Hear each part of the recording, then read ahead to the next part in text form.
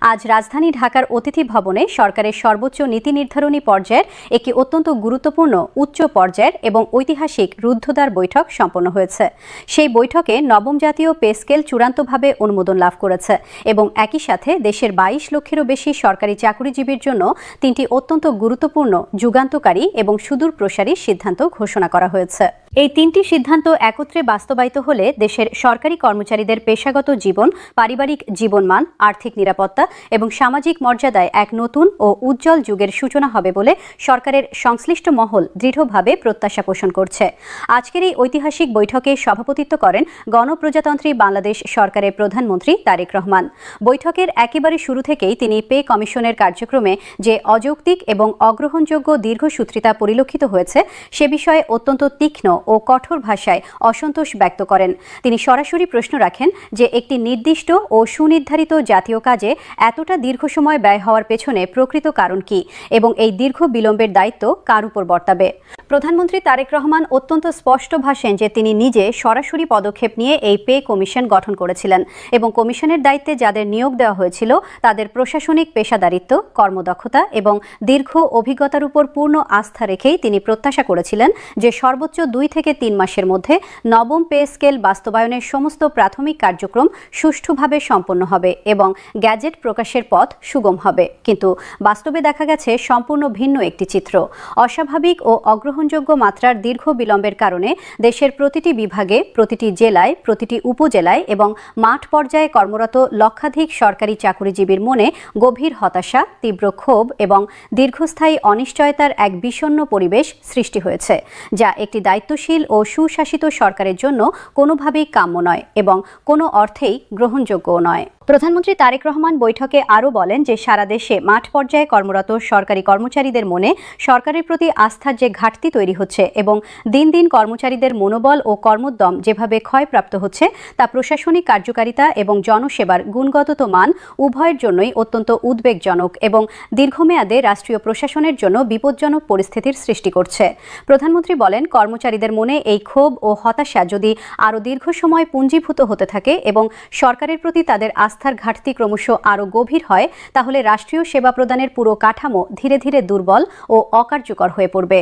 এই বাস্তবতার আলোকে প্রধানমন্ত্রী তারেক রহমান অত্যন্ত কঠোর, দৃঢ় এবং সুস্পষ্ট নির্দেশনা প্রদান করেন যে আগামী 9 এপ্রিল থেকেই নবম পে স্কেল পূর্ণাঙ্গভাবে কার্যকর করতে হবে এবং তার আগেই অর্থাৎ 4 এপ্রিলের মধ্যে চূড়ান্ত গ্যাজেট আনুষ্ঠানিকভাবে প্রকাশ করতে হবে। প্রধানমন্ত্রীর এই অকপট ও সময় নির্দিষ্ট নির্দেশনা বৈঠকে উপস্থিত সকলের কাছে এই বার্তা পৌঁছে দেয় যে এই বিষয়ে আর কোনো ধরনের বিলম্ব, গড়িমসি বা শিথিলতা সহ্য করা হবে না এবং নির্ধারিত সময়সীমার মধ্যে কাজ সম্পন্ন করাটাই এখন একমাত্র গ্রহণযোগ্য বিকল্প।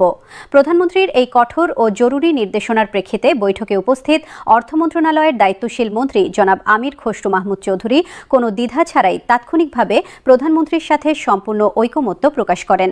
তিনি বলেন, প্রধানমন্ত্রী তারেক রহমান নবম পে স্কেল 9 এপ্রিলের মধ্যে পূর্ণাঙ্গভাবে কার্যকর করার যে অটল ও দৃঢ় সংকল্প ব্যক্ত করেছেন তা এই মুহূর্তে সরকারের জাতীয় অগ্রাধিকারের সর্বোচ্চ পর্যায়ে উঠে এসেছে। দেশের সরকারি কর্মচারীদের মধ্যে বেতন বৃদ্ধির বিষয়ে দীর্ঘদিন ধরে যে সংশয়, অনিশ্চয়তা, বিভিন্নমুখী জল্পনা কল্পনা এবং গুজবের পরিবেশ তৈরি হয়েছে তা এখনই সম্পূর্ণরূপে দূর করা অপরিহার্য। তাই গ্যাজেট প্রকাশ করা এখন বাধ্যতামূলক এবং এ বিষয়ে পেছনে ফিরে তাকানোর আর কোনো সুযোগ বা অবকাশ নেই। অর্থমন্ত্রী আরও সুস্পষ্টভাবে নিশ্চিত করেন যে সংশ্লিষ্ট সকল দাপ্তরিক কার্যক্রম, প্রয়োজনীয় হিসাব নিকাশ, আইনি প্রক্রিয়া এবং প্রশাসনিক প্রস্তুতি ইতিমধ্যে সম্পূর্ণভাবে শেষ হয়েছে।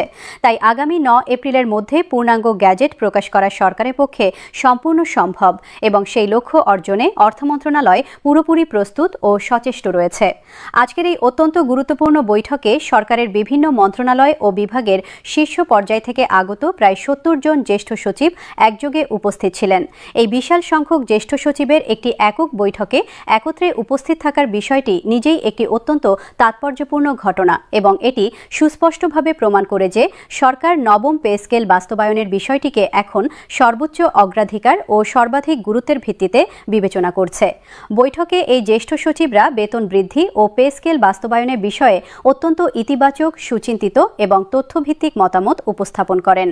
70 জন সচিবের পক্ষ থেকে সম্মিলিতভাবে অত্যন্ত জোরালোভাবে বলা হয় যে একটি জাতীয় বেতন স্কেল সংশোধন ও পুনর্নির্ধারণের প্রক্রিয়া যদিও জটিল ও বহুমাত্রিক, তবুও এই প্রক্রিয়াকে 2 থেকে 3 মাসের বেশি সময় ধরে প্রলম্বিত করার কোনো যুক্তিসঙ্গত বা প্রশাসনিকভাবে গ্রহণযোগ্য কারণ নেই। জ্যেষ্ঠ সচিবরা বিস্তারিতভাবে জানান যে গত বছরের জুলাই মাসে অন্তর্বর্তীকালীন সরকার পে কমিশন আনুষ্ঠানিকভাবে গঠন করেছিল এবং সেই কমিশনকে কার্য পরিচালনার জন্য সর্বোচ্চ 6 মাস পর্যন্ত সময় বরাদ্দ করা হয়েছিল। তবে সচিবদের দৃঢ় মতামত হলো যে সঠিক পরিকল্পনা, দক্ষ ব্যবস্থাপনা এবং যথাযথ প্রশাসনিক সমন্বয়ের মাধ্যমে সর্বোচ্চ 3 মাসের মধ্যেই পূর্ণাঙ্গ গ্যাজেট প্রকাশ করা সম্পূর্ণ সম্ভব ছিল। এই বাস্তবতার নিরিখে পে কমিশনকে এখন যথাযথ ও কঠোর জবাবদিহিতার আওতায় নিয়ে আসা অপরিহার্য।